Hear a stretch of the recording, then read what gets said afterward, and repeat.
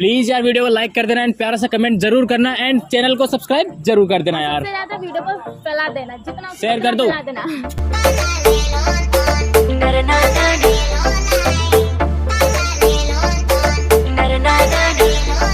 और लाली हम लोग वाले बानी बहुत कलासी। अरे झटगद बाड़ू ऐसे जैसे मछली प्यासी। होठ लाली हम लोग वाले बानी बहुत कलासी। अरे झटगद बाड़ू ऐसे जैसे मछली प्यासी।